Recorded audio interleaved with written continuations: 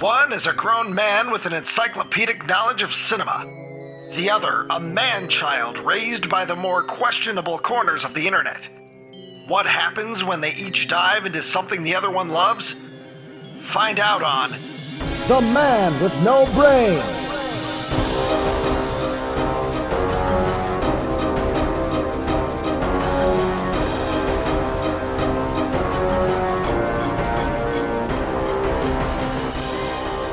Welcome to The Man with No Brain, episode 22. Hell yeah. Yeah, episode number 2 of The Man with No Brain. I am your host, Ryan Matthew Ziegler, and as always, I am joined by the man with no brain himself, a guy who is always on the lookout for a thick Yule log, Mr. Joseph Robert Buckley. How you doing, Deep Throat? Well, I was in a festive mood. I was in a very happy, festive mood. Wait, hold on a second. Stop. Why was it festive? Well, it's Christmas. It's about Christmas time. We're 2 weeks out from Christmas. Okay, but why were you in a festive mood? You like Christmas? Is that what you're trying to say? I'm thinking about all those cool presents I'm going to get. Oh, fuck off. Dude, your parents better not... I'm already mad. I hope Why? your parents don't get you shit, you fucking lazy turd. No. But do you want me to announce on the pod what I'm going to get my parents, and then if they listen to it, it'll get spoiled? That's up to you. It does. Whether your Christmas is spoiled or not really matters not to me, Joe. Well, no, so for their present. I'm going to spoil their presents. Okay, It's like the ending of Citizen Kane. Since we did talk about you getting something nice for your mother on the last podcast because she helped you with your monies and everything. Yeah, I think it's a good follow-up. Spoiler alert, Julene and Bob, don't listen. Yeah, they better not listen. I'm going to get my dad a $50 pizza certificate for the local pizza place. What is this with you? You always call things certificates. Well, it's a gift certificate. I mean, you mean, is it a gift card?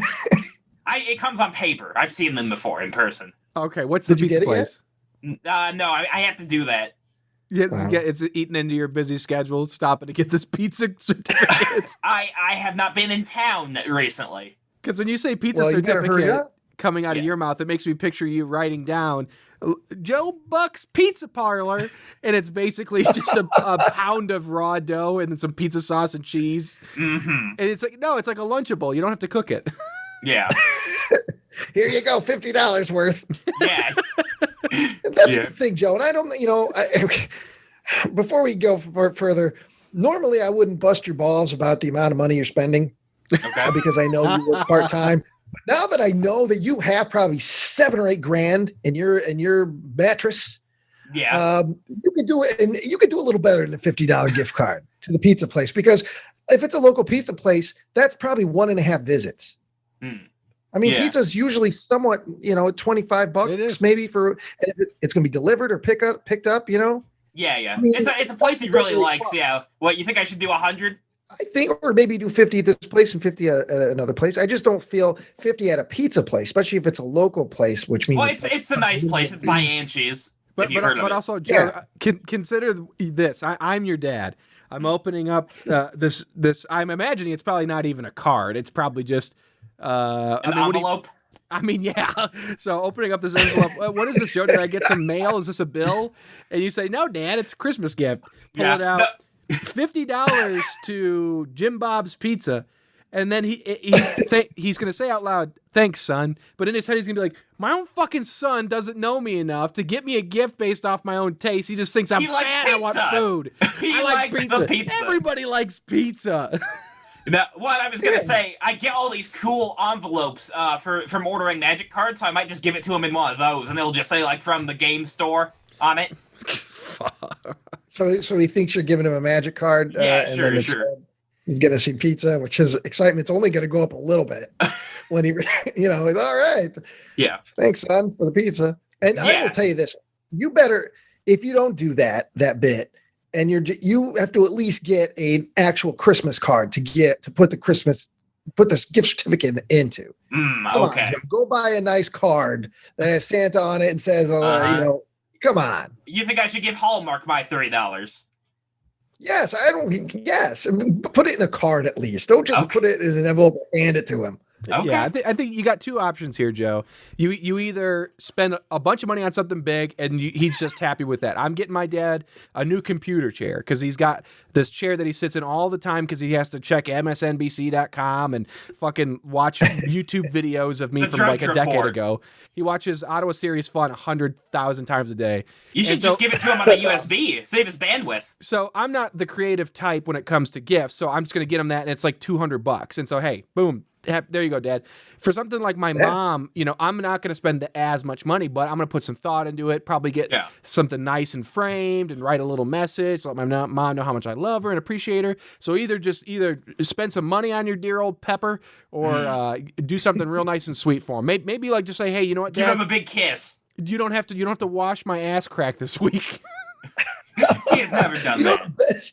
The best gift you could give them is your signed lease on a new place that you're moving into January the 1st. They would weep.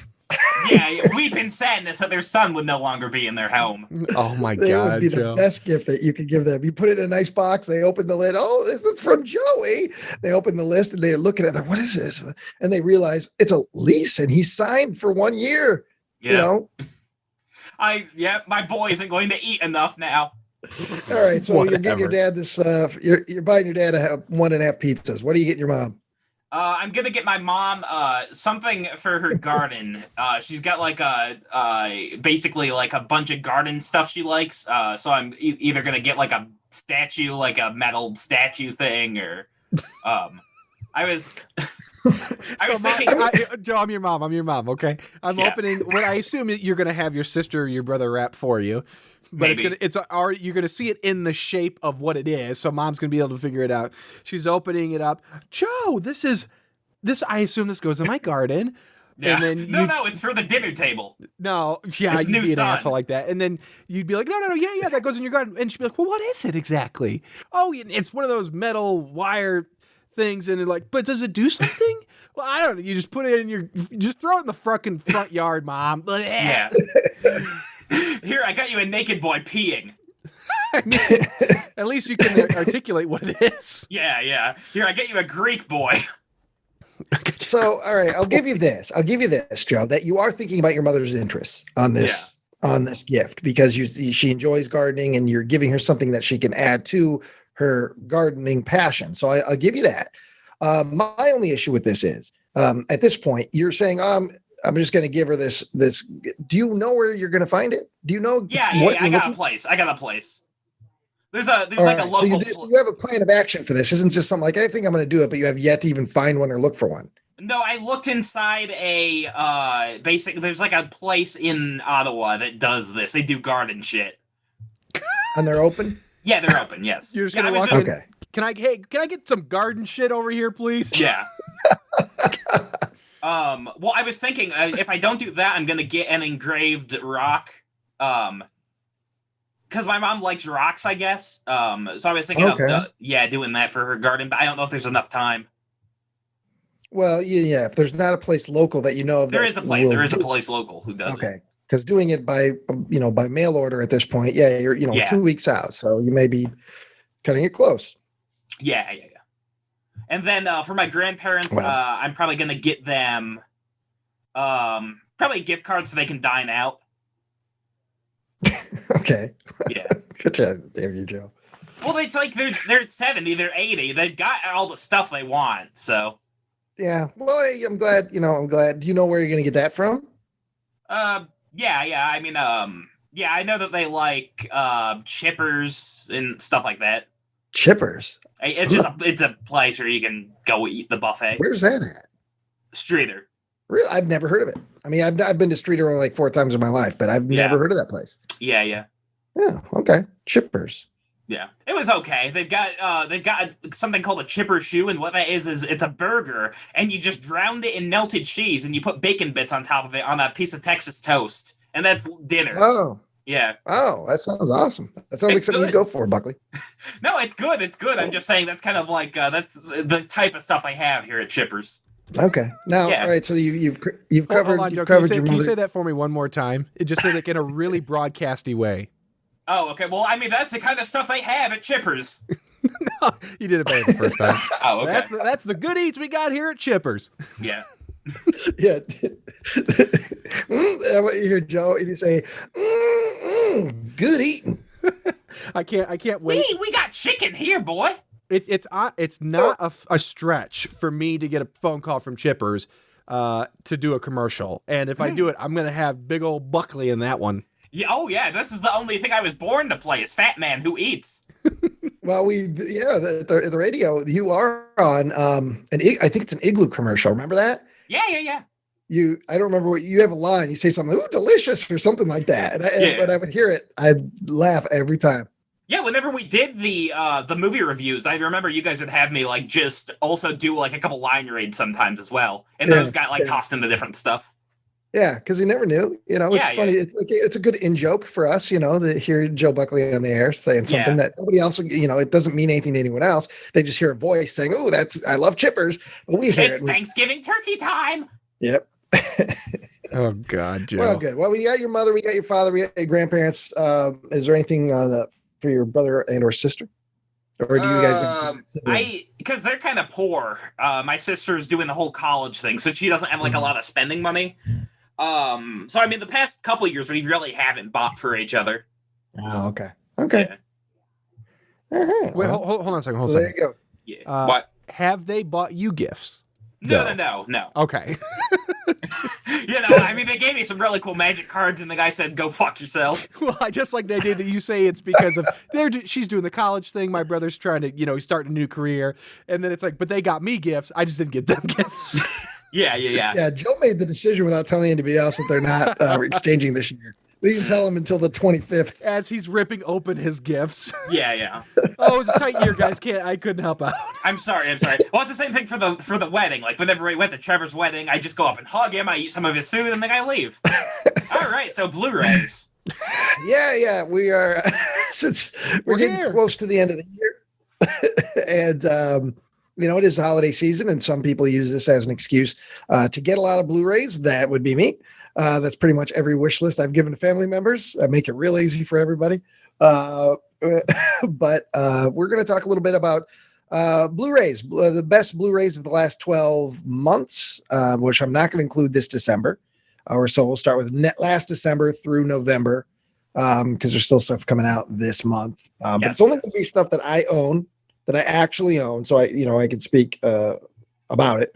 Okay. But then also, Joe is going to, we've tasked Joe with kind of a game where Joe has been given a boutique Blu-ray label. Yeah. And he's going to launch it. And what 5 movies would he choose? Also, we're going to learn what he's going to call his Blu-ray label, what sort of the packaging is going to be involved, and why Blu-ray collectors specifically should be excited about Joe Buckley launching his own personal brand. Okay. Hey, Joe, can you treat this like Ryan is your Mark Cuban, on Shark Tank? Okay, I can do that. You got to be respectful. You got to respect the man. Okay, I understand. I'll offer him a saltine. Off to a rough start. What? No, sharks like saltines. But what do you know about sea life? Tell me right now. Give me 2 facts about sea life. No. Give me 2 facts about sea life right now. I don't want more. Give it to me. All of the Shark Tank investors are fat old men, and they love salt. They like the salt intake. I'm saying. I said sea life, Joe. Okay. Because you're saying sharks like. I can tell you that you can't spell semen without C. Okay, number 1, sea turtles really love having plastic tubes jammed up their nose. They love that. So we should just keep throwing our straws in the toilet and just flushing them down. What the fuck? Yeah. Joe, do you think all toilets are connected to the ocean? Oh, yeah. They just run the line underground from Utah to the ocean. Okay. Well, that's why every time he goes to flush one of his ginormous fat-laden shits that are floating on top of the bowl, he's always bon voyage. Mm-hmm. Yeah, he's going to end up in the Atlantic. Yeah, I take a little net and just scoop some of the debris out so I don't hurt the fish. All right, give me one other sea life fact. Okay, number 2, the most likely place for a scuba diver to die is underwater. Not above in the air. Yeah, I asked for it, didn't I? I mean, I asked him.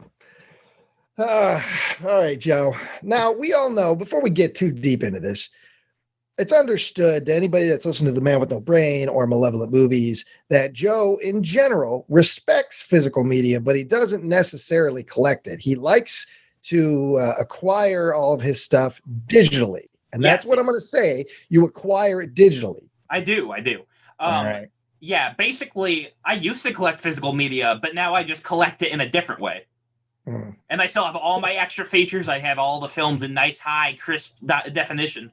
Man. Hold on a second. Joe, do you even have a device to watch Blu-rays on? I do. Yeah, I've got your Xbox One hooked up and that plays Blu-rays. But you bought that within like the last 6 months. No, I mean, I had I had my PS3 before that. That was my main console. But I didn't, yeah. It's not going to look good to this gentleman here who has all this money when you say, I've got this boutique Blu-ray label, but I don't even watch them. Mm-hmm. Well, okay, so what was the last Blu-ray or DVD that you bought? Because I know you did have a large collection, because correct me if I'm wrong, a lot of the movies that were at Tyler's on the shelves in the Malevolent Movies, the initial set, those were yours. Yeah, that was basically all mine. I think it was mostly the horror movies, right? You did really have it. And that was just horror movies. So it was like 500 horror DVDs. I think Tyler picked up a couple purchases that could be used for us to watch, but other than that, it was all mine. Yeah. So you did at one point. You bought quite a bit. Yeah. I mean, I'm still basically collecting the exact same amount of movies or even more than I used to. I just collect them in a different way now. I don't need the discs. Yeah. Because I actually have in my possession, and I will have it in my possession until Peter Jackson puts it out on Blu-ray. I've got Joe's DVD copy of Bad Taste, and it's on my shelf right now. It's been assimilated into the DVD section. I'm looking at it right now. It's between Asylum and The Beast from 20,000 Fathoms. That's where it lives. Yeah. Well, it's good that you at least organize your stolen media alphabetically. Damn right I do. Yeah. And in my case, there isn't a victim. In this case, there clearly was. I'm missing a copy of Bad Taste. Well, but the great thing about you, Joe, is you're enterprising, and I'm sure you'll be able to get your hands on a digital copy. On top of that, it is streaming right now on Amazon. So. Oh yeah, I have a nice copy of Bad Taste. Okay. All right. But and Joe did one of the last times, it may be the last time I saw you, September of last year. It was around my birthday, and you gave me some DVDs. Yeah, I did. I thought you might like them, so yeah. And I did. He gave me Hell Comes to Frogtown. Yeah. Oh, that's a good one. Yeah. Oh, yeah. He gave me Crocodile. Yeah, Tobe Hooper film from late in his career, which I still have yet to watch. I hadn't seen it. I heard you're not missing much at least. I don't expect much out of that. And I heard you're not missing much. I'm like a grandpa. You're saying I got mush in my ass and mouth. Oh. I play It's Time to Eat Dinner with Grandpa, and then I just mush it in my taint. You see, I could see Joe's grandpa's in his recliner, all wrapped up. He's frail and old. Joe sets the dinner plate down, but it's like a bone-in chicken, all this stuff that would be really hard for somebody old to eat. And Joe just turns around, drops his drawers, picks up the chicken with his butt, and smashes it. Mm-hmm. I'm just baby bird feeding him. I'm taking bites out of the chicken and then spitting it into his mouth. God, Buckley. Yeah. And he could tell just by sitting on it that it was lemon herb. Lemon herbs and spices. Wait, hold on a second. Did you just do a play on words there? Well, I'm saying the whole Kentucky Fried Chicken thing. That's their famous little thing. Yeah, but did you say a lemon like 11? No, I meant to say 11. Oh, I was going to say, damn, that's impressive, Buckley. Okay. You did say lemon, though, didn't you? I probably did. Yeah. So I thought in my brain that he thinks lemon, herbs, and spices is what KFC's been selling for 50 years. Give me the lemon, herbs, and spices. And every time he goes to KFC and he gets some tendies, he's like, I don't taste the lemon at all. Yeah, where's the lemon herbs? Where's the lemon herbs? The lemon herbs. All right, Buckley. Okay. I'm trying to think what else you gave. You gave me a few more. I know you gave me a movie called Student Bodies, which was actually pretty fun. It's an early 80s parody, kind of like Airplane, of slasher movies. And yeah, I saw that came out like way before. What is it? I Know Who Slept In on Friday the 13th or whatever that one was. This came out during the heyday of slasher, so we're talking like 80, 81 somewhere. Yeah, it was actually pretty decent. Okay, that's good. So Joe is actually, over the years has added to my physical media collection, so I must thank him for that, even though I try to calls all the time about his acquiring of digital films. Sure. I try to be charitable and giving. But is there one DVD that you bought in all your years, one or two that really stood out to you? Like, what were the favorites of a young Buckley, a high school Buckley, just getting the movies? And, what were the releases that really, either because you liked the movie or because it had good special features or combination? Yeah. I basically, I like the director Paul Thomas Anderson, and he originally made a film called Hard 8. And basically, for the longest time, this movie was very, very hard to acquire. It was released on DVD, and that was it. And I randomly stumbled across Hard 8 in a DVD store, and I was able to buy it and watched it and really liked it. Okay. Is that how you first got into P.T. Anderson, or did you already know Boogie Nights, Magnolia at that point? I think I had already seen Magnolia and Boogie Nights by that point, but yeah, I was I wasn't quite like basically getting my movies through the internet yet, so I couldn't easily watch it. Yeah. Well, speaking of Paul Thomas Anderson, Magnolia was one of those really good early DVD releases. It was released. Yeah, that's loaded. And it's got all kinds of stuff. New Line at that time was putting out like these nice collector editions of their movies or new movies. Like they did one for Fight Club that was really good. Yeah. And there's a documentary, which I'm sure you've seen, Joe. There's a really good documentary. That Magic Moment. Yeah, and it's about the making of Magnolia, and you see interviews with, it's huge. Yeah. Yeah, and there's even at the time, which I thought was interesting at the time, Paul Thomas Anderson was dating Fiona Apple, and when they're in the limo on the way to the premiere, either they had an argument, and it's awkward as hell. They're not in a good mood, and they're both smoking cigarettes, and it's just weird.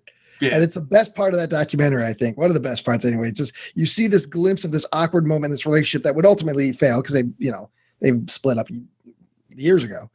But it's just a very telling, and that was early on in the days of Blu-ray, obviously Blu-ray, DVD, but DVD, and to see something like that raw, in a product from a major studio like that, I thought was pretty cool. Yeah.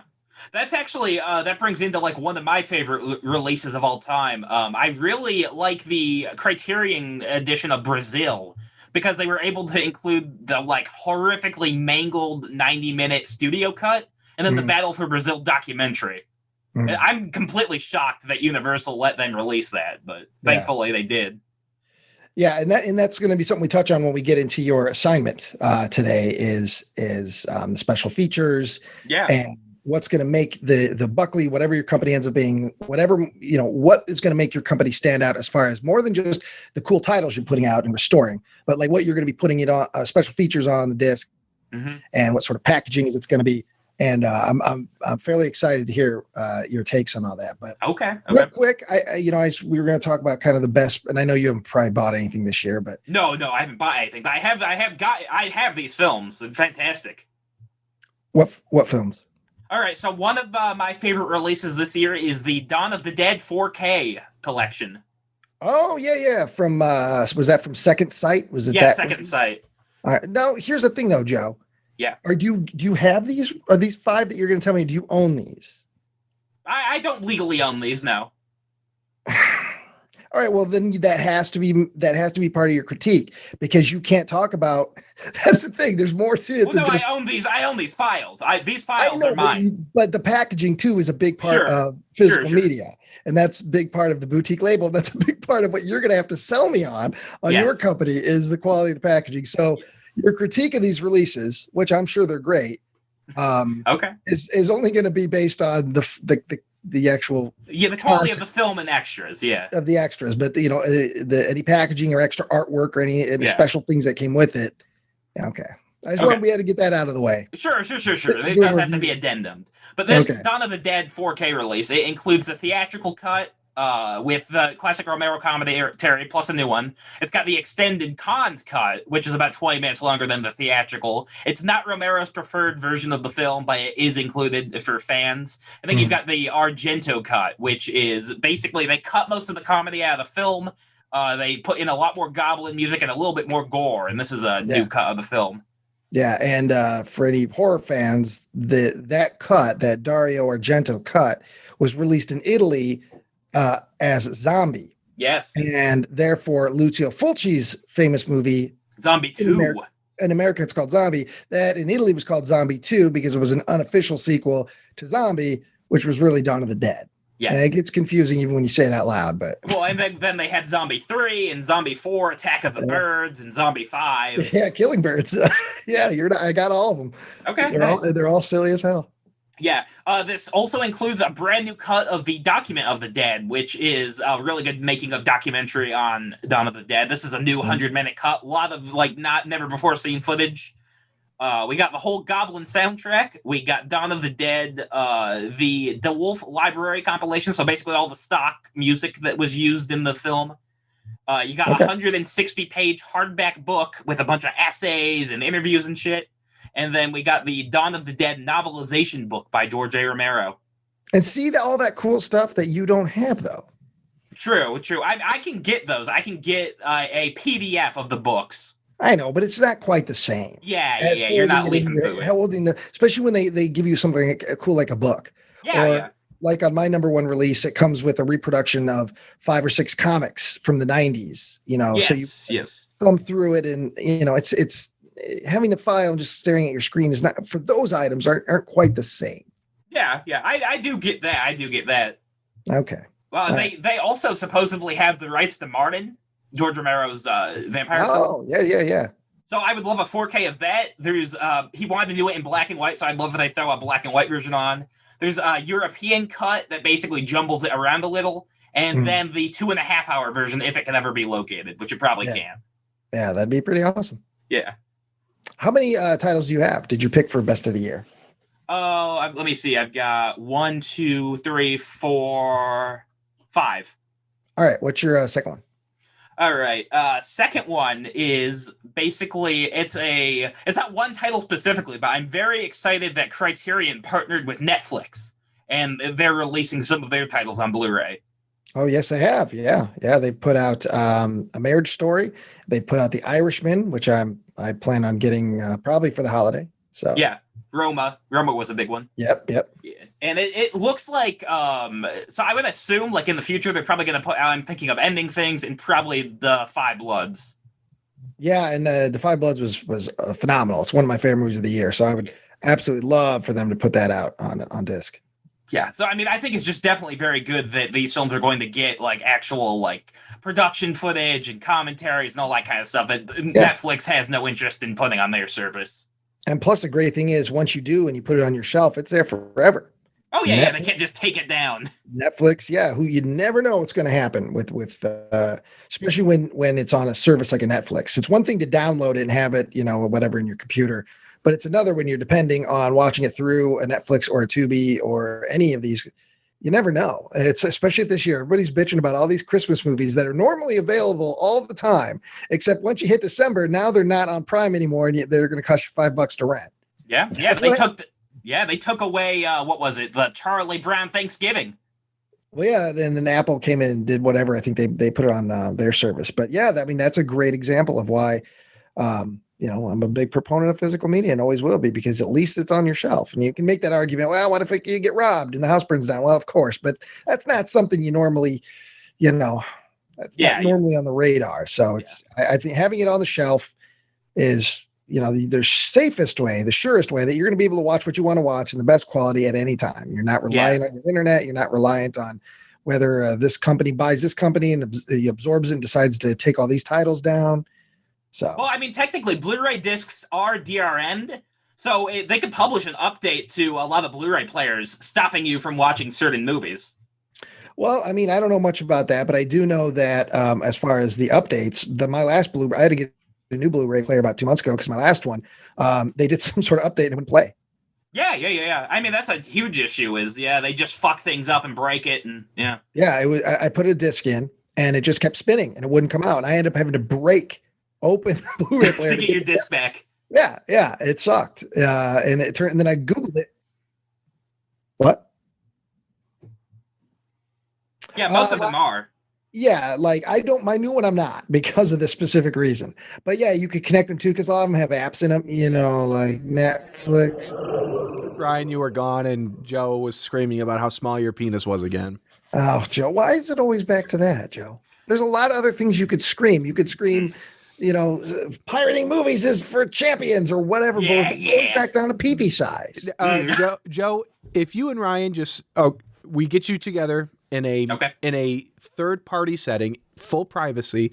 You both just you take your we have an outfit where your fronts are open, and you both stand back to back, and then you turn towards each other. You get to look. Sword fight. You get to look, but you can't look in each other's eyes.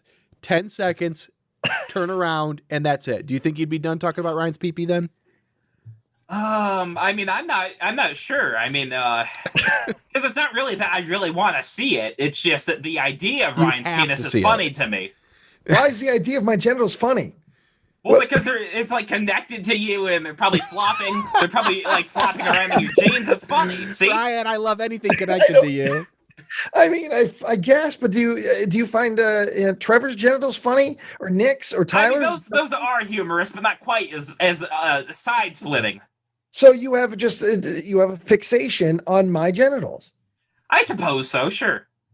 When did that start? I wouldn't say it started. I think. Well, it didn't come out of thin air. Yeah.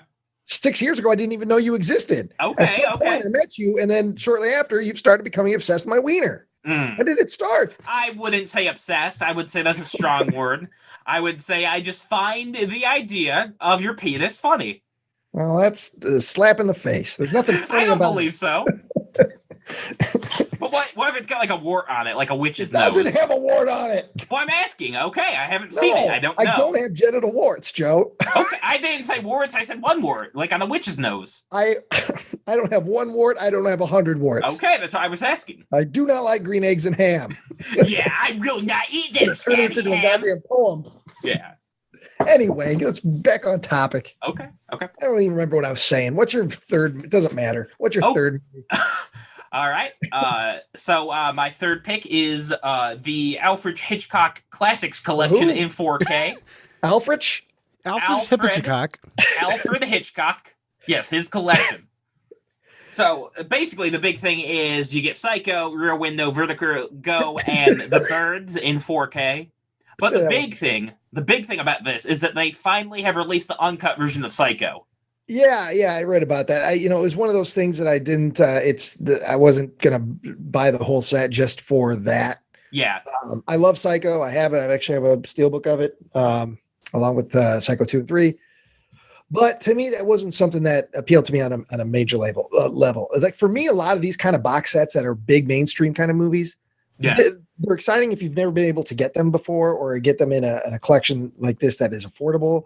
But a lot of times they're lacking, I think, in a lot of the special features and the packaging and stuff because they're being put out, just by a major label, and they want they're made for everybody. I mean, Alfred Hitchcock is like Spielberg, he's like Martin Scorsese. I mean, those movies are for everybody. Well, and they know they got to make a new set in 4 years as well, so you can't load this one up.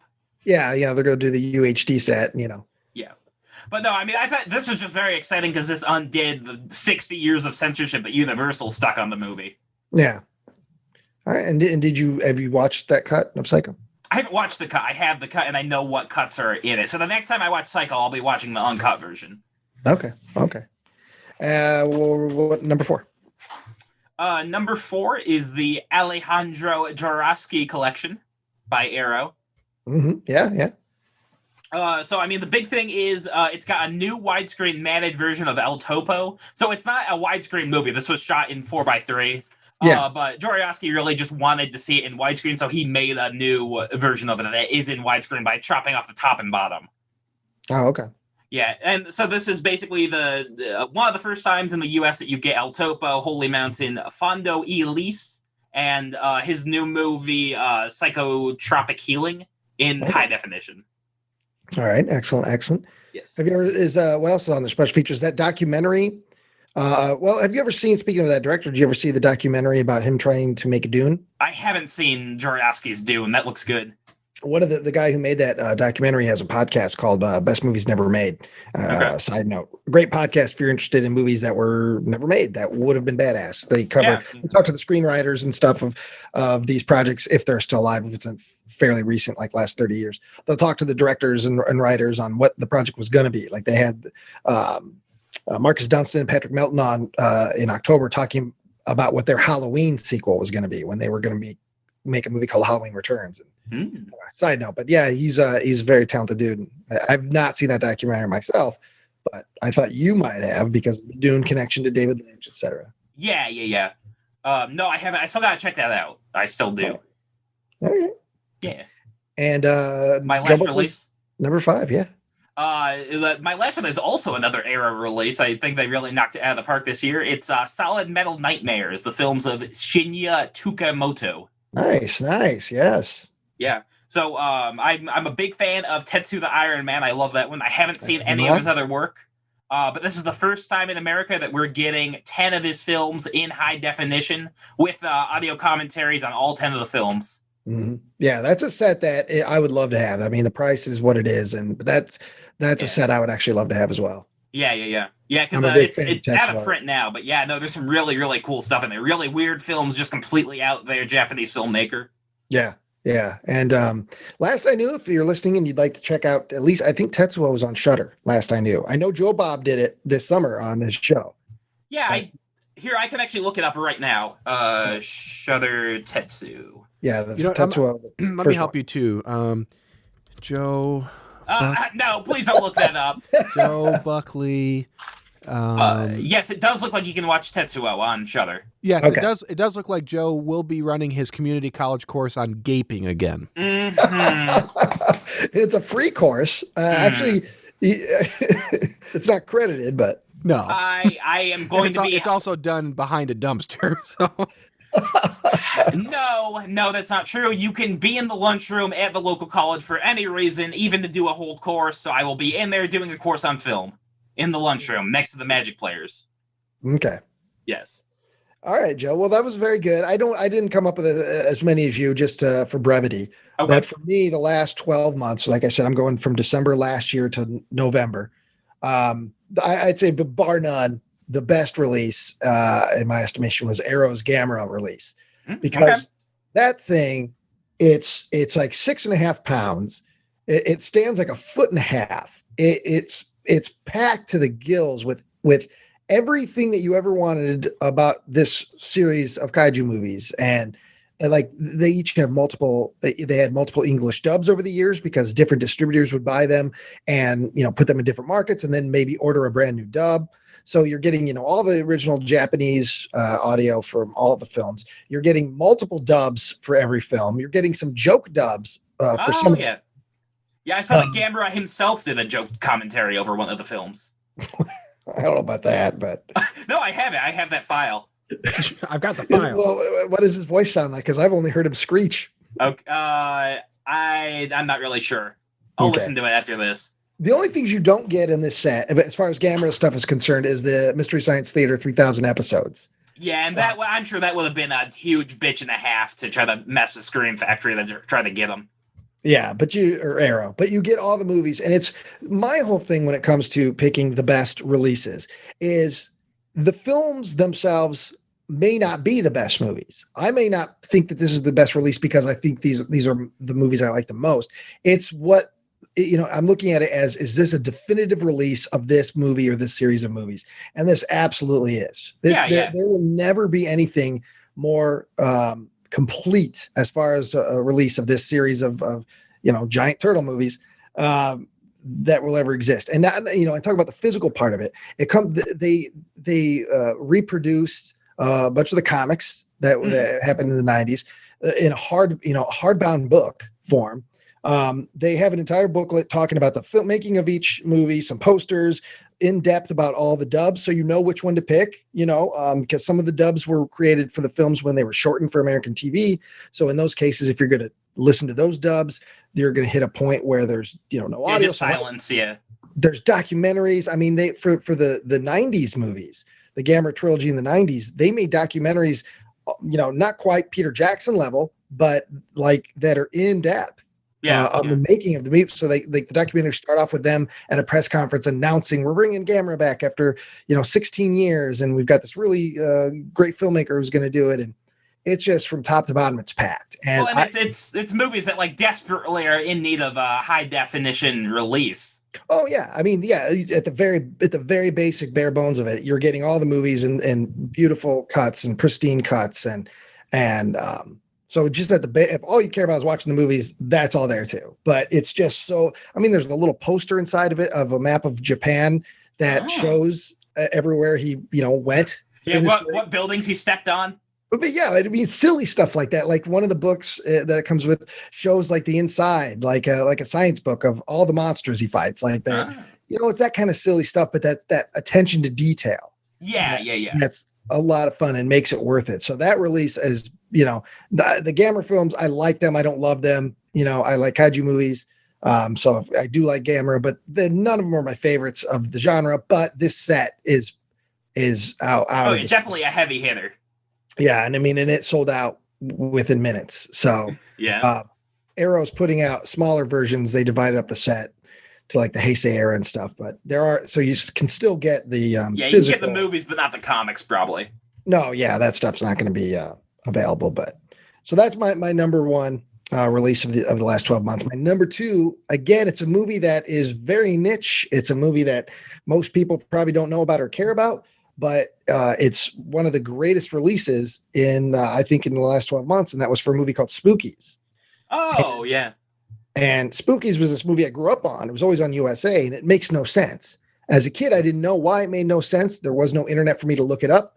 It just made no sense, but it had monsters and weird shit going on and these these zombies that farted. And it's just batshit crazy insane.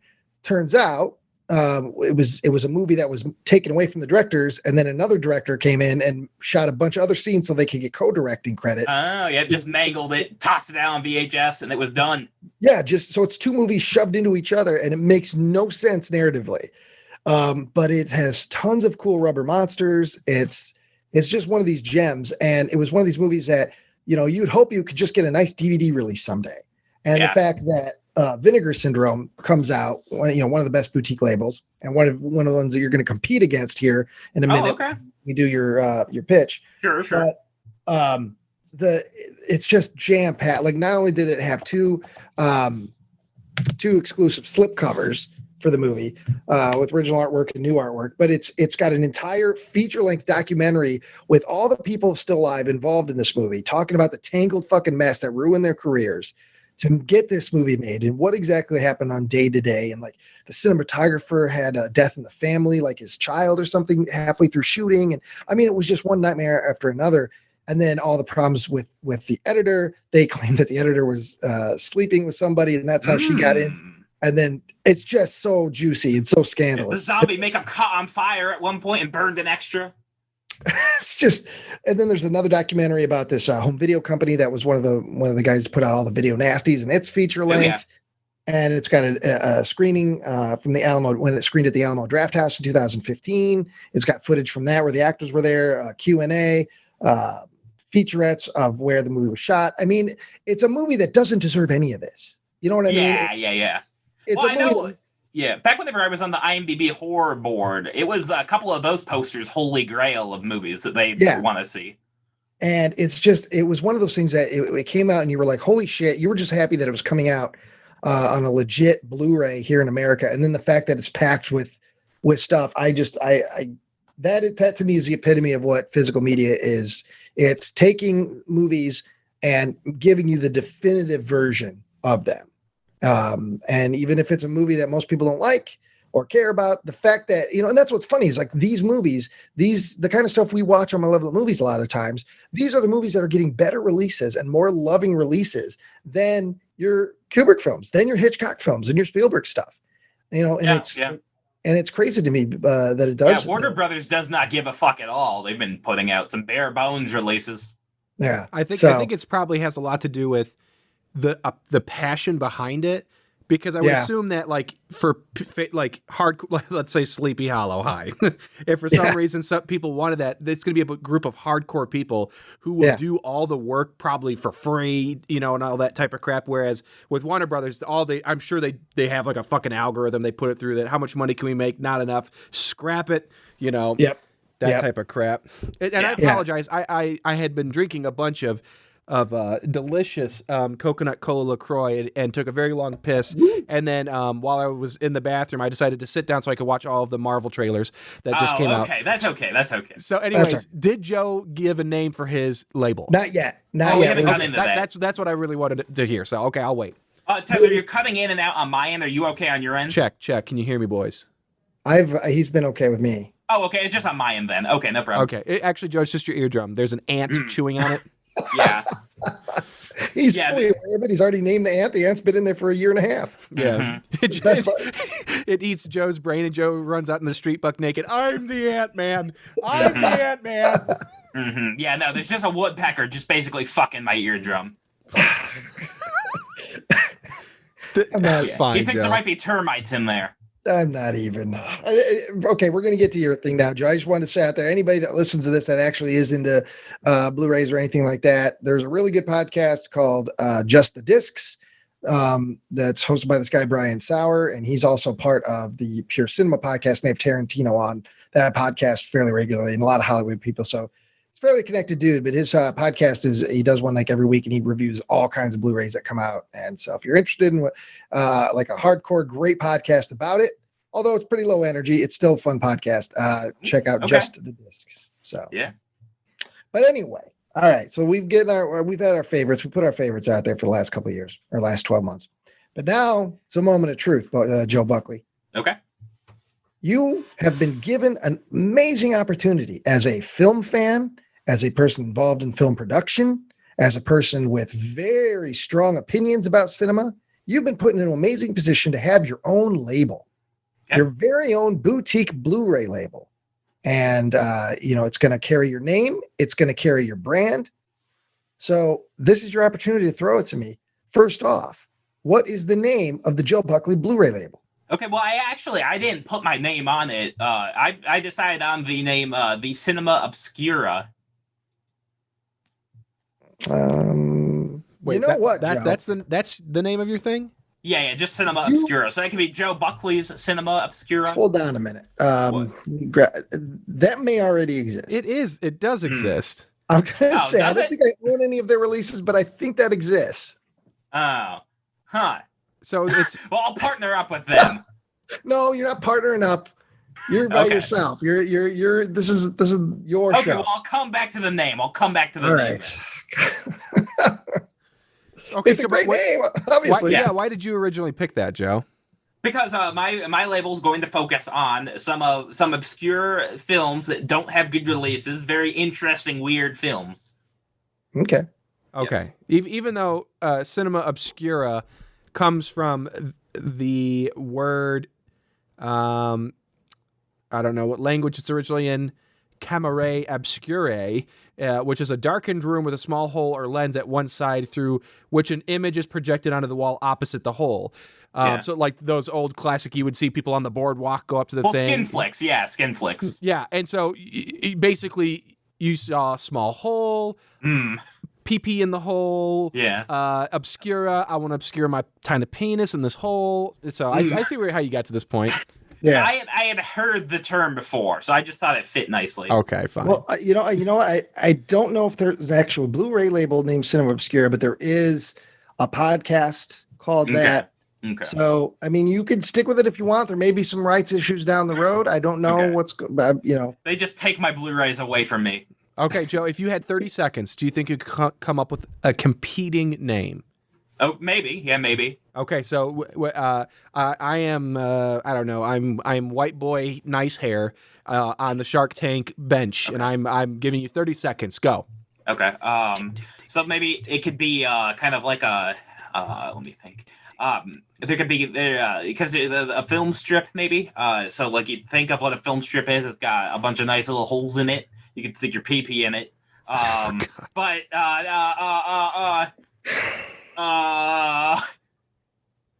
you see, like going off of what you were saying about film reel, you should use the word nitrate because it's a cool word. You know? Like midnight nitrate.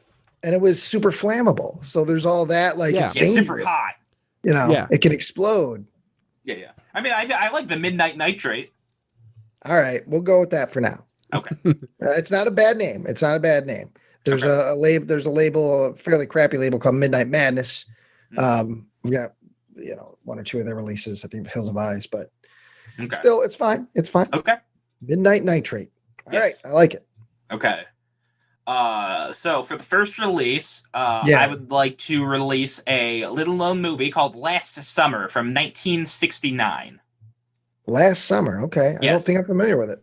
So what this is, it's basically, it begins as like a kind of like a real like wonderful look at three teens, like basically in their summer. And basically they're trying to nurse a seagull that's basically got like a broken neck. They're trying to nurse it back to health over the summer. That's like their little project. But as the movie goes on, you just see like more and more sociopathic tendencies in these teenagers. Like they're taking the seagull like by like a rope and just flinging it up and tossing it. And then the next project becomes this fat girl that they find and add to the group. Okay. So basically, this has been released. This was a X-rated film that was competing against other X-rated films like Midnight Cowboy in that era. And it was fairly well liked then, but then it was released on VHS in a censored R-rated form, and that was the last time it has ever been released. Who was it? An American film? Yes, it is. Do you know? Who directed it? Let me look that up. Let's see. Because under that title at least, I've never heard of it. I know I've never seen it because I've never seen it. But it's directed by Frank Perry. Let me see. Okay. He did Mommy Dearest. Oh, well, years later, 1980. Yes, yeah. Yeah, that's a trip. He did Rancho Deluxe, Monsignor, Hello Again, Miss Firecracker, Play It As It Lies. Okay. Yeah. So he's a fairly mainstream filmmaker. Yeah. Okay. Huh. All right. Last Summer. What sort of special features? Well, number one, we have to have it uncut. We have to have the X-rated original cut. It wouldn't be too hard of a thing because it was actually screened in theaters. So prints exist of the real version of the movie. They just weren't released on home video. Okay. Yeah. Right. I'd like to do a good commentary by a film historian just about like the making of this film. Maybe talk to like some of the actors involved in it. Okay. The director, if he's still alive.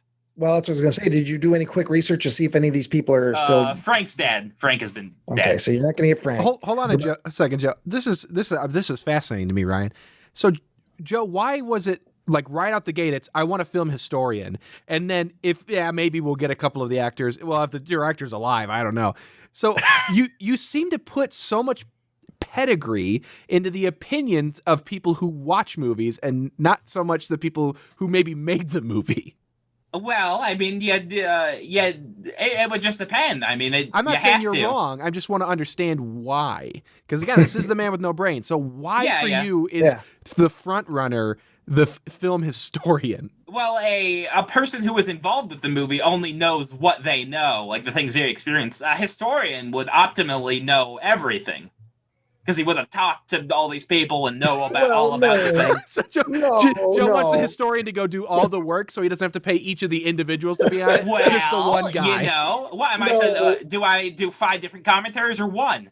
In a lot of commentaries, especially when we're the world we're talking boutique labels. This isn't a Warner Brothers release, so they're not getting Peter Bogdanovich on the microphone for this. We're talking, there are some great guys out there. Troy Haworth. Howarth. He's this incredible. He writes books. He wrote a Fulci book. He's written a brand new John Carpenter book. The guy knows his stuff, and he does commentaries for Paul Naschy movies. And he just did one for a silly movie called The Barbarians. But that, he doesn't, I don't think he's talked to any of the participants in a lot of the films he's covering, because they're older films like this one Last Summer you're talking about, where a lot of the people are not involved, but he talks about the film and its cultural impact, and he knows all that stuff. and he's one of the best in the business as far as I'm concerned. Yeah. So there's a lot to be said about having a great film historian on it, but that doesn't necessarily mean that they've talked to anybody in their personal life or professional life. True. I could demand that he does. Well, here's the thing, because you're going to be paying for all this. Yes. If the participants are alive, you better get them on camera. Yes.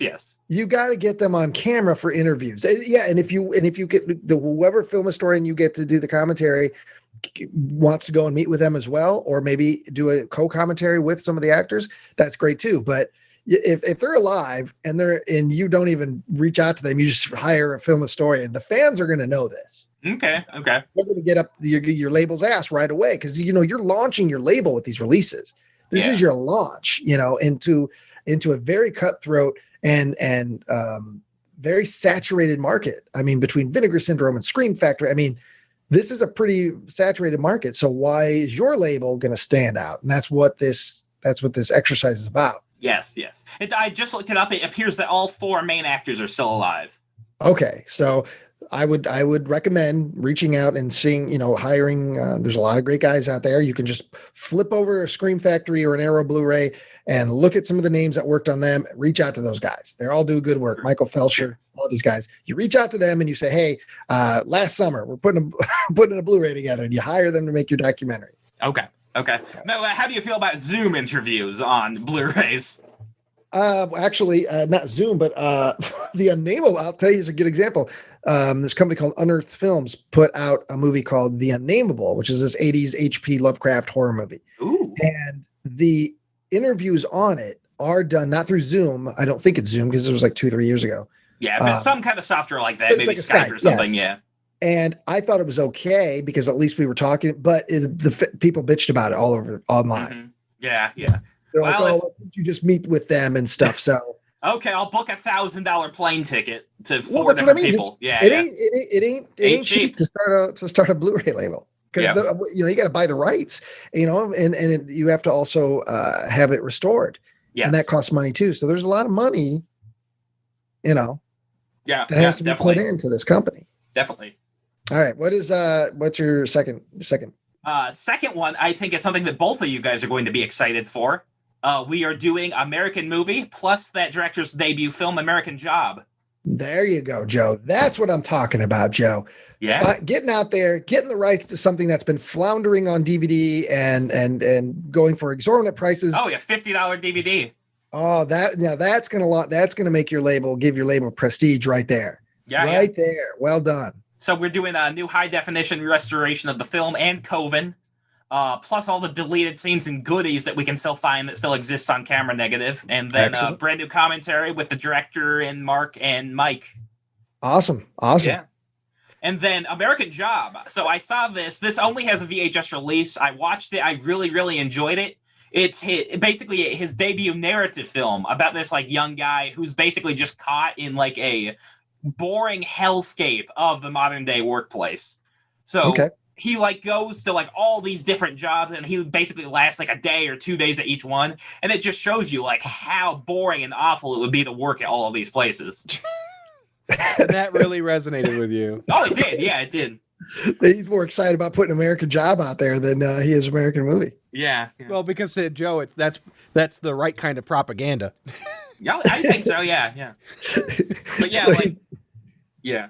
There's a scene where he's working at basically an Arby's ripoff, and they're throwing all the sandwiches they can't sell by noon into the garbage and hosing them down, and then he steals a sandwich and just eats it in the toilet and quits. Is that in the actual documentary or the film? That's in the movie. This isn't a doc. This is a. Right. Yeah, it's a narrative feature. Okay. Yes. Yeah. All right. I thought that was very good. I thought that was a horror movie just about nothing. All right, packaging wise, are we getting anything extra? Is there a deluxe version that you can get that comes with a T-shirt or anything? I don't know. I mean, so I think all of the slipcover kind of culture encourages scalping, which I don't really like. I mean, it's a good way for your label to make more money. The slipcover industry is the silliest, most ridiculous industry, and it's absolutely true. Because we were talking about Spookies and we were talking about Vinegar Syndrome. That's a label that will put out a release, and there will be two different slipcovers that you can get. If you pay a certain amount, you'll get both slipcovers. I mean, and then people online are trying to trade each other for selling the slipcovers for 30 a pop. You know, I love slipcovers, but man, they've turned into currency now. I mean, there is a whole world out there that the slipcover is the be all end all of a release. The disc means nothing. It's you know, the movie means nothing. It's just about that slipcover. And Vinegar Syndrome is one of the companies that is really kind of profiting from that mindset on a major level. Yeah, I mean, I'd much rather do it like how Criterion does, where every movie is basically a limited edition, and like you can buy it until they no longer have the rights to put out this movie. Yeah. All right. But the economics might demand that we do like limited editions or something. I'm not sure. I would suggest you want a slipcover, and I would suggest, you know, like Scream Factory does, like Arrow does, you have the original artwork underneath on the disc, and then the slipcover is some brand new artwork that you commissioned. Okay, how about this $60 version of the film that comes with 2 bobbleheads, one of Mark and Mike? That's awesome. And you charge more than $60. Okay, 100. Well, you're a boutique label, so you're probably going to be charging anywhere between $28 and $32. For just the one disc. For just a release. This Spookies disc, I think, was like $27. Release. And I just got the one with the one slip. So if you're throwing bobbleheads, that's $100 package there. Okay. I think the thing that would really captivate the American movie audience's attention is if you did a, you know, I mean, it would borderline be another movie, but essentially just do another doc on what happened. Where, like, it's been 20 years. Sorry. I can't do math. It's been over 20 years. Yeah, 21 years since they filmed that. Yeah. And what has Mark accomplished that he wanted to at that time? Because I think that'd be very interesting. Because, I mean, you know, he does do interviews, random interviews, but it's not like anything on his filmography is just all the cameos and shit he's done. It's not really what he was wanting to do. Yeah. So, and he was a participant in a documentary called Horror Business, which I recently ripped myself. I haven't watched it yet, but it's hard to find. But other than that, like, he didn't finish. He was, what was it? It was called like American Scary or Scare Day or because I follow him, of course, on social media, and Mike Shank as well. And he's gonna do Coven 2. I mean, he's got shirts made. I don't know if he shot some of it, because I part of me was thinking about reaching out to him and saying, "Hey, are you holding auditions for Coven 2?" Yeah, because absolutely. Really love to be involved in some way if he is indeed making that movie. But I know he's doing Coven 2. His daughter is doing really well in the film festival industry. I can't remember what film festival she's a part of, but she's in the film business too. So the documentary follow-up could be also about their personal life, because remember, he was having all that. He had, you know, they dropped that bomb on you about 25 minutes into the movie. Yeah, he's just got 3 kids and his wife is whacking him. Yeah, he's incredibly irresponsible dude. And by the way, he also has, which people are like, whatever, you know, he's only hurting himself. Oh, but he also has 4 kids.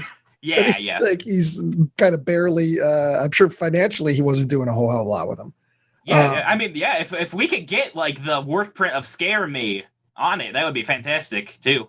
And then Mike Shank got married for a while, and I do believe he's divorced now, and he's gone through rehab and everything more. Oh, he relapsed?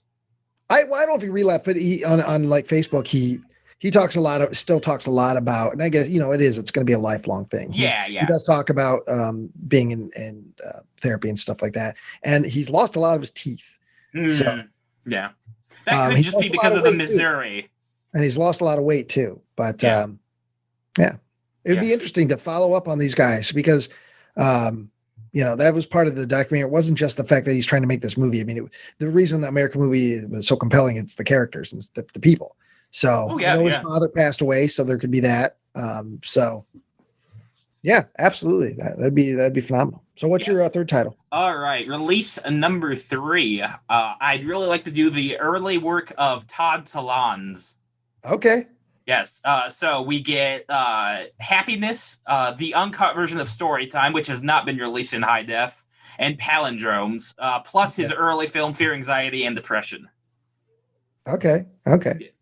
So Storytime we get a box. That's a box set. Yeah, that would be a big box set. Got our first box set. All right, good. Yes. Okay, good. So Happiness has never been released in high definition in the entire world. We just have a DVD we can scrape on the concrete and then play it in our player, and hopefully they'll maybe blur some of the bad artifacting. Palindromes is also only a DVD release. Fear Anxiety, only a VHS release. Storytime got released on Amazon, but they censored it. Well, yeah, and what's interesting is the fact that you're putting storytelling in this box set, and you're also releasing American Movie, as you know, Joe. Mike Shank is in storytelling. Yeah.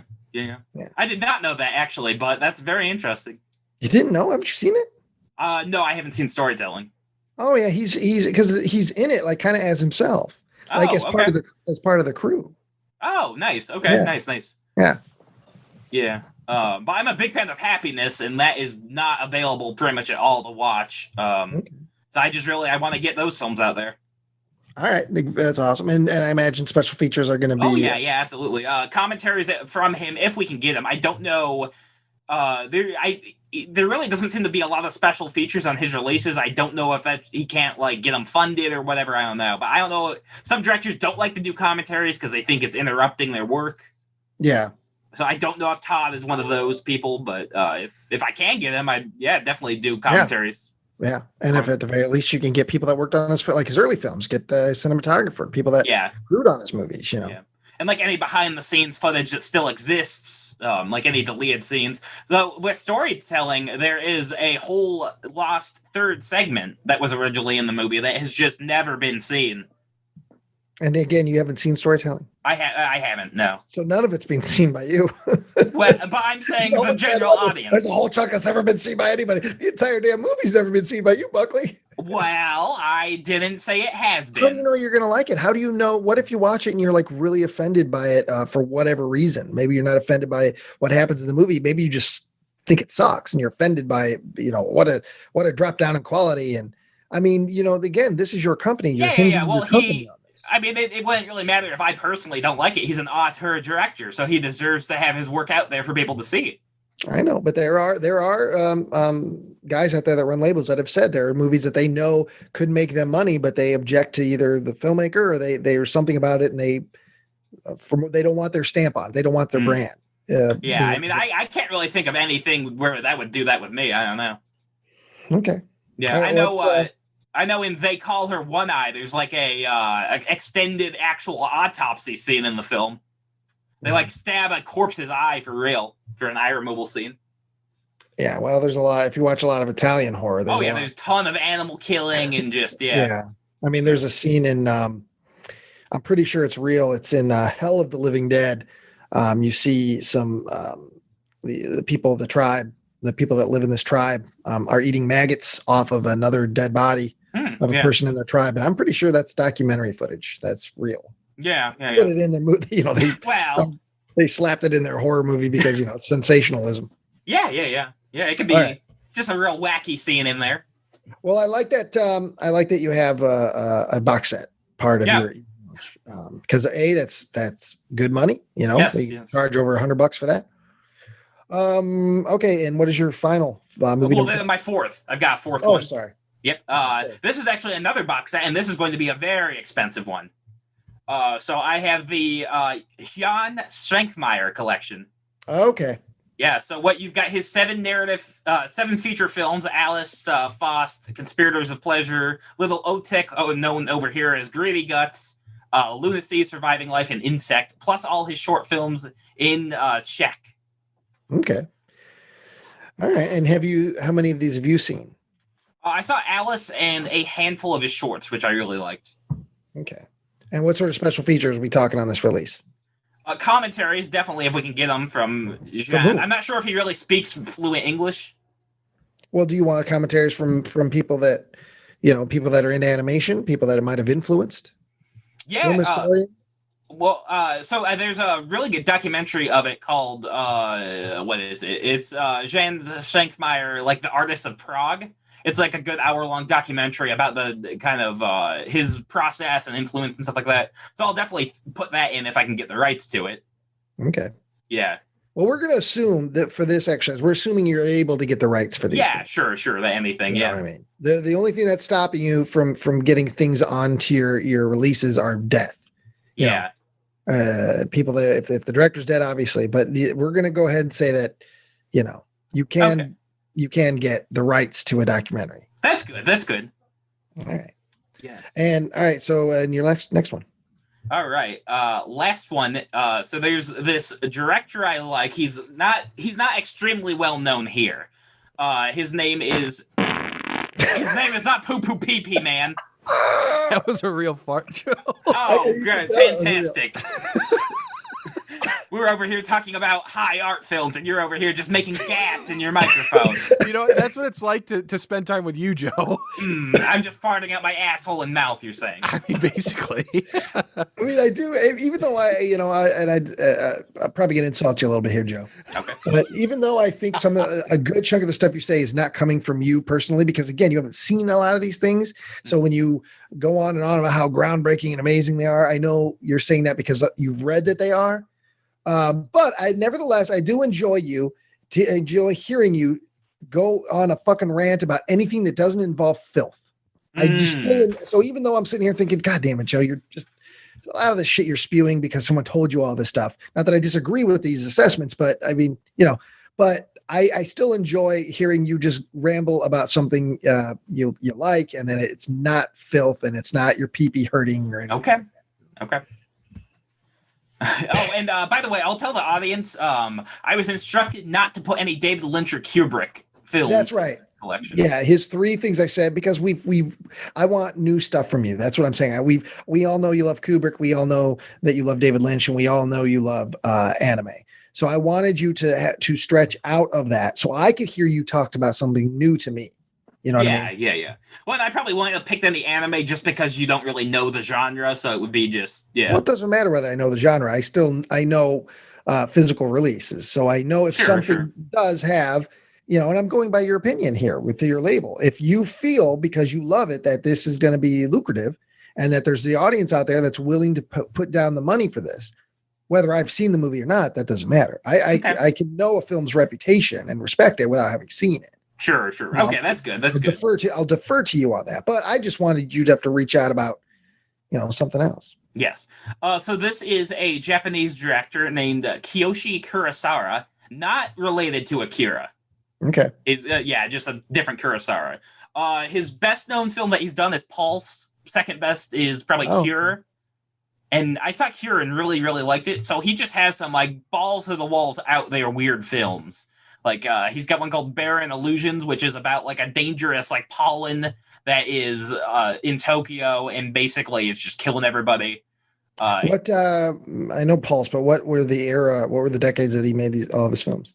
He basically he did some TV stuff in the 80s. His first big movie was Sweet Home in 89. Did some more TV show stuff. He started really making movies in about mid 90s. Okay, because I'm just thinking about the availability of the raw materials. Yes. Right. Yeah, for the most part, everything should still basically be okay. Is this another box set though? Well, no, I was thinking individual releases for just some of these. Well, no, because these are 5 releases. These are 5 orders. So these are 5 releases. So you've got American Movie, you've got the Svankmajer box set. Yeah, a lot of box sets. You've got the box set for Salons. What was your first title again? Last Summer. Yeah. Yes. All right. So those, and then this release, and I'm going to say it, not another box set, because we're launching the label. And box set, so we don't have all that money. Well, that and box set, we want to make money, and box sets are super expensive. Yeah. So when you drop a box set, it's got to be something that people are, film fans see and go, "Oh my God, I can't!" Like everyone freaked out about the Halloween box set. Yeah. Everyone all freaked 12 out. movies. I'm coming. Well, yeah, people lost their mind for that release, and it's one of and so they spend all this money, or the Friday 13th box set, which I don't think ended up being that great. No. We'll not get into that. Yeah, so I want to say we want to make money on this launch so we can have title number 6 and title number 7. We want to put out stuff that we know is semi-affordable. And the box sets are never going to be affordable. Those are for the people that really love the shit and are willing to plunk down $230. Because that Spinkmeyer box set's going to be pricey as hell. Oh yeah, it's 7 features plus 30 short films. It's $400. And there's got to have to be a booklet of artwork. With it. I mean, that's going to be a box set, an expensive box set. Like Al Adamson, this guy made nothing but terrible movies, but there's a love of his films. Arrow put out a box set this year of his stuff, and there's a bunch of movies. And I wanted it, but it was like $280, and it's like, a little bit too pricey for my lust. Well, especially because they're all bad movies. But really, it's just it'd be fun to have them and watch them every now and again. But that price was too much. So the people that are going to put down the money for a box set are the super fans. You know what I mean? Oh yeah, absolutely, yeah. And there's not as many guys that are willing to drop down $250 for a box set of animation, in physical media, period. Yes. So I will do that box set, but this release has to be a single release. Okay. So pick whatever film of this guy you like the most, and that will be number 5. Okay. I think the surefire hit would probably be releasing Cure. I thought that was extremely, extremely good. It's about these people. This is a society where basically people have just started snapping and killing somebody, but then they don't remember doing it and they don't know why they did it. Okay. So it's about a detective trying to piece together why this is all happening randomly. Okay. And I really like that, but the issue is Eureka just put that out. Then you can't put that one out then, Joe. Okay, Sorry. okay. Sorry, if somebody put it out recently, it's not going to, I mean, that's not unheard of. There are some people that are doing that, but it's usually people overseas. Yes. Like you get a domestic release of The Exterminator from, whoever, I can't remember who put that out. But then Arrow, before that, had put out a really nice version, but that was UK only. Because sometimes these movies, the people who buy, like Scream Factory, they buy the rights, but they're only buying, they only have the United States rights, the North American rights. So they'll buy a movie and they'll put out a great, bells and whistles special edition in America. But, somebody else will put out a bare bones release in Germany. A German company will do that. And there's a lot of UK companies that do that. They so they double dip like that. But with Eureka, no, we're not. Yeah, it's pretty big. And it's new. So everyone's going to buy that version. Why, they're not going to buy it. Okay. So I'll have to go with one I haven't seen then. I will do Barren Illusions from 1999. Okay. Basically, this is a real weird apocalyptic film where basically this pollen is spreading everywhere and everyone's allergic to it. So it's about these two people who decide to volunteer to test a new drug that might cure it, but they're not sure. And it seems like it's just real weird and out there. Okay. Yeah. I'm sold. Sounds very Cronenberg. I'll take your word for it. Okay. All right. So that's your 5 releases that you're launching this label with. Yes. And I'm going to give you what I think about it. Okay. Okay, that's fine. For the most part, for 90% of it, I'm 100% on board. Okay. I think it's a good launch. You got 2 box sets that hardcore film fans will definitely go out for. I was hoping for some more genre related stuff, because genre, at least, to open up the label with, because genre stuff sells, 80 stuff sells. Money wise. Yeah. But I think these 5 films really show the Joe Buckley brand, what you can expect from what was it called? I did it for the Nookie Films. No. The Midnight Nitrate. Oh, Midnight Nitrate. Okay. Yeah. So I think you're building a reputation with these 5 releases. And it's the kind of Joe Buckley reputation where they're kind of, there's a little snootiness that's attributed to a lot of these kind of titles and directors, not necessarily because of the directors themselves, but just the fandom over the years of sure these reputations. But I know that's what you like, so that's probably what you would release. My only problem is I'm a little scared about that opening that first title. It's not something that it's not something I hadn't heard about it. Yeah. And which is rare if I haven't at least heard of a title. And, for a launch title, I'd want it to be something that, but at the same time, I'm going to go with you on this. I'm going to trust you. We're going to go with Last Summer. We're going to kick it up. Well, and that one, it's in desperate need of new release, and I think it's like nice and obscure. I think like once the fans know about it, they will be excited. Yeah, and then that's just the problem with the launch title, though. You don't want to launch it with something obscure. You want true. But because you're releasing a couple of other things that I feel people will definitely be talking about, specifically the Todd Solondz box set and the Svankmajer box set. I think those and the American movie thing would be huge. Yeah, that would definitely be really good. That's the gold crown of this 5 film release. That's the one that a lot of people freak out about online. So well done. Yeah, okay. I'm gonna go. I'm gonna invest in this. Tyler, what about you? Well, first of all, can you repeat anything that Ryan just said back to you? He said he thinks it's a good release schedule. He thinks that Last Summer might not do well because people don't know of it. He thinks American Movie's the standout, and he likes the box sets. Because I've heard for the last fucking 15 minutes is you clicking around like an animal. What the fuck could you possibly be doing while you're supposed to be recording a podcast? I'll get it when you're trying to look up information onto the movie, but in this critical analysis stage, all I've heard is click, click, click, click, click, click, click, click. What the fuck are you doing?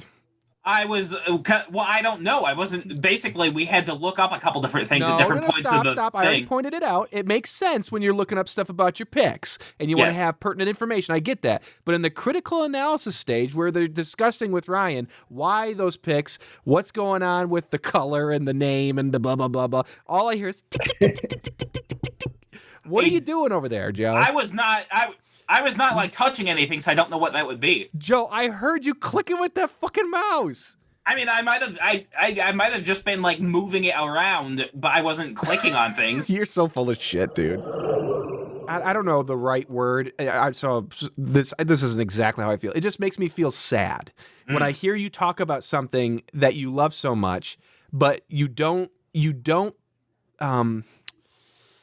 It's like you cultivate the image more than you cultivate the actual passion you have for it. I don't even know if I'm using the right phrasings or anything, because you put so much effort into collecting the overall films and the image of wanting to preserve these things, but really you're not even its primary consumer.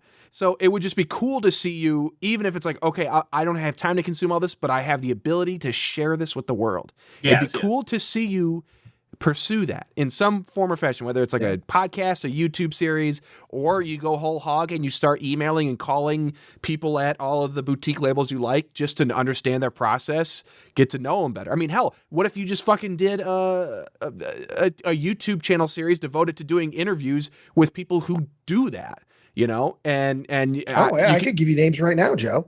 I could give you names of 3 or 4 people that I know that are tentatively connected to us. There's one guy, he lives in Iowa. He did a bunch of special features for Friday the 13th, and he's in a movie with a director that my girlfriend worked with. What I mean?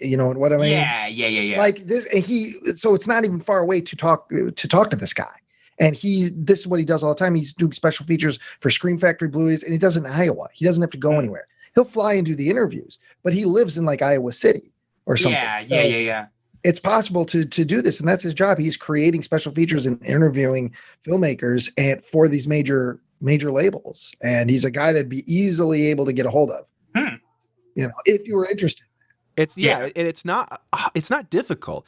We on accident have now connected ourselves with 2 people via Malevolent Movies who have a very wide I would say medium level relationship with Hollywood, and that's Kevin Summerfield and Chris Arth of Sleepy Hollow High, who both work in the entertainment industry still, one doing subtitles and redistribution of European films and television shows in America, and Kevin Summerfield, who's a commercial director.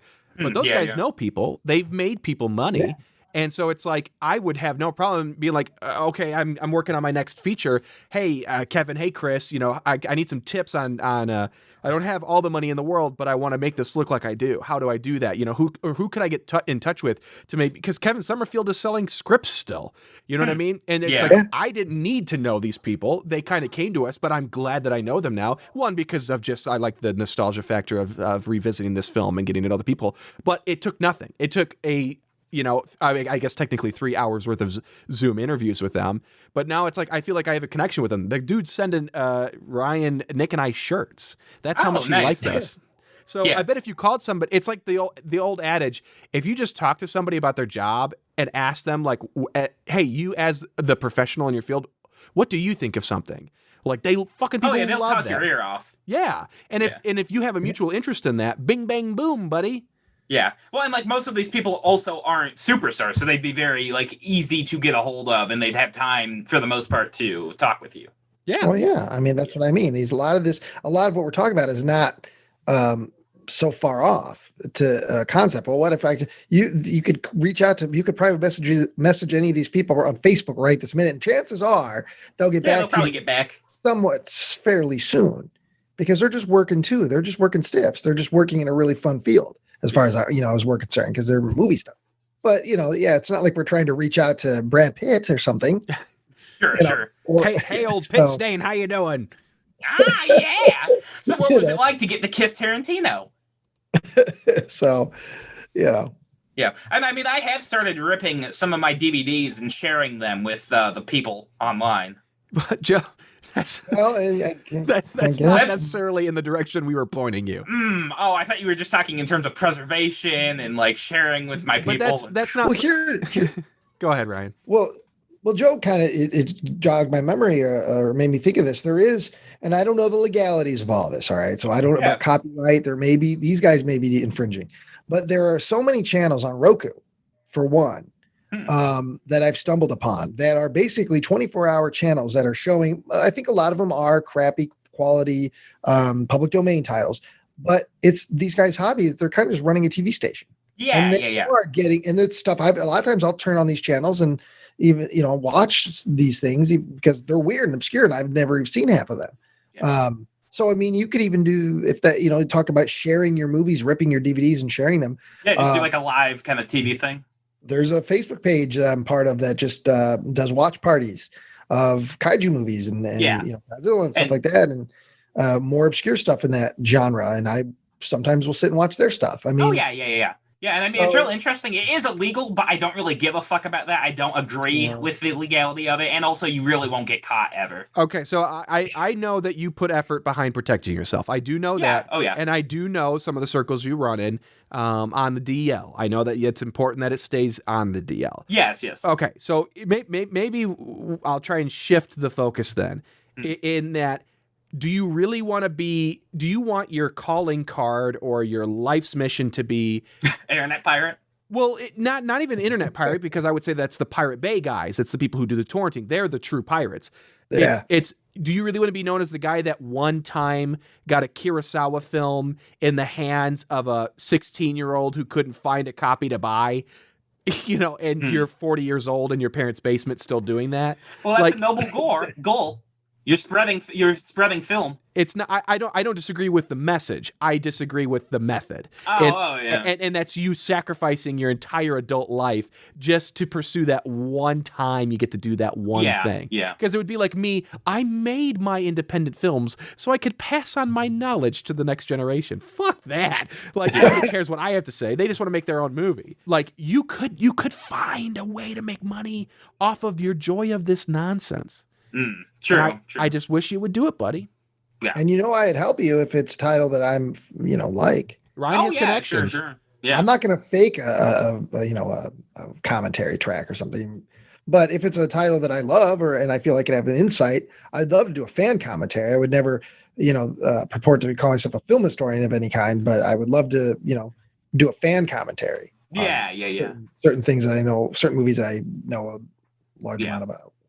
Yeah, I mean, it seems like the most realistic way of doing that is there's a guy who does Hong Kong releases, His biggest ones are he digitally scanned The Killer and Hard Boiled and put out like fantastic releases of them, all kinds of different cuts, different like special features. But the problem is they're illegal. He sells them for like $10 a pop or whatever. He made special features? Yeah. Well, he tracked down everything he could. He interviewed. Yeah. So he made them. I don't mean that he found old things that were from old Laserdisc releases and kind of made a sort of bootleg Ultimate Edition. Because there's a lot of people do that kind of stuff. Yeah, let me see. He actually put his own money and work and made special features. Let me see. Knowing that he didn't have the rights to the movie. Yeah. Well, he sells them. He sells them, and he doesn't have the rights to the movie. So he's making special features and selling special features, but he's selling the movies. He's selling high quality prints of the movies. Yeah, that's the problem. Well, I don't think it's a problem because these aren't legally available in high quality. The only illegal aspect of it is the movie being sold, not necessarily the fact that they interview somebody and add that's fine. Yeah. I mean, it's Hong Kong Rescue. I think it's odd that the guy would put that kind of work and effort into special features on something that, unless he was doing it for a channel, like a YouTube channel or something like that, or was hoping to sell those to whoever has the rights. Because I have The Killer on DVD, but I don't remember the label of the DVD, and if it's probably not even on that anymore. Yeah. But yeah, I mean, so far he's done like 9 releases. He did Police Story 3, Armor of God. And basically these are just the definitive editions of the film, but they are illegal and they are bootlegged.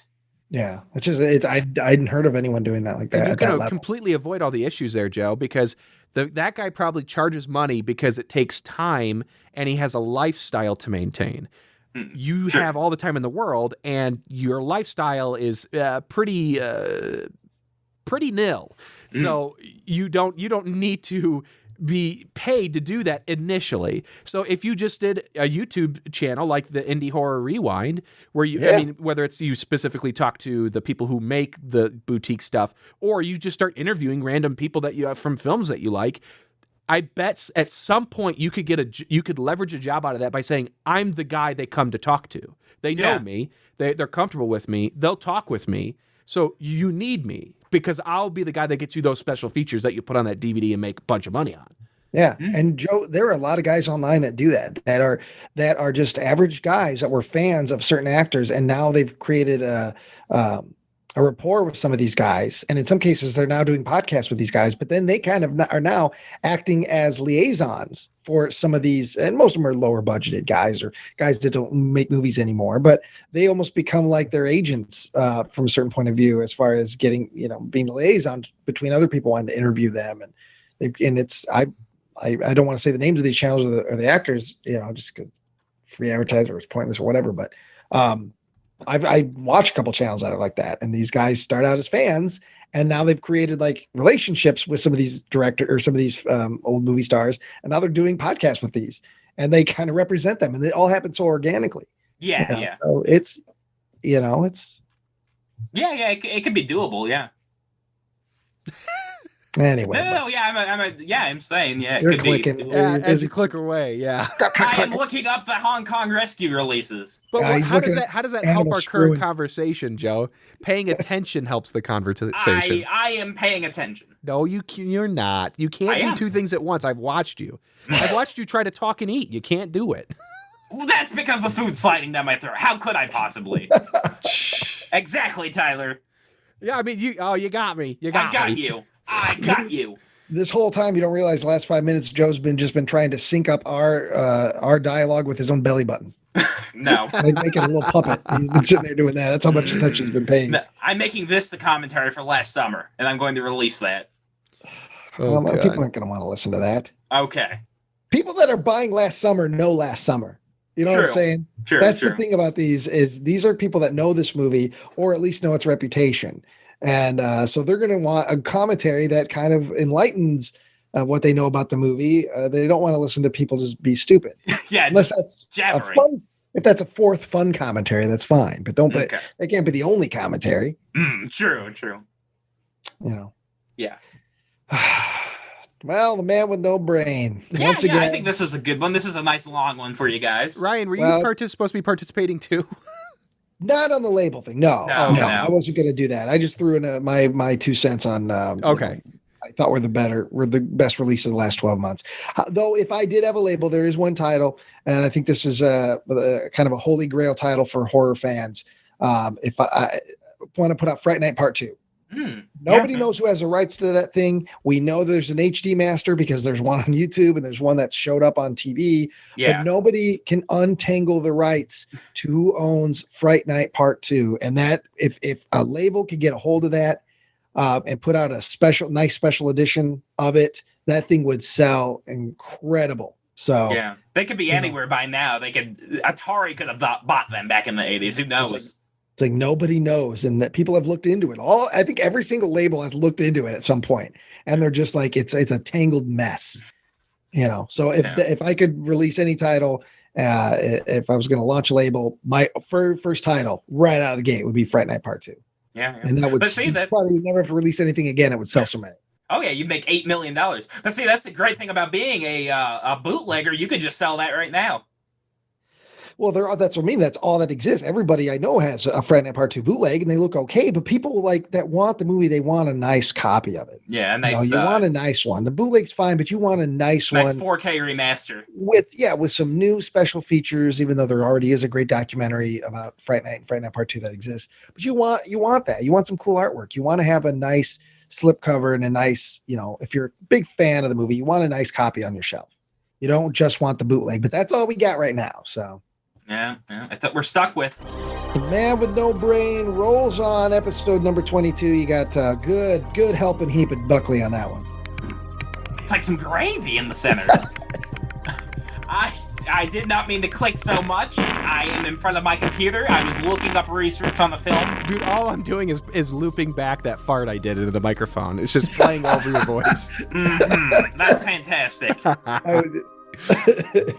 All right, Joe, we'll give us a nice send-off. Yeah. Hey, I mean, listen, make sure you check out our other channel, Malevolent Movies. We are doing a special Christmas themed challenge. Festicool has delivered onto us a challenge. We got to find some of the worst Christmas movies out there to review. And by golly, we're going to give them to you. Wow. All right. Yeah. I was going to click through that, but you kept me captivated. Okay, nice. Yeah, and so make sure to subscribe to that channel. Make sure to hit the bell to get our notifications whenever we put up a new video. Make sure you go on Threadless.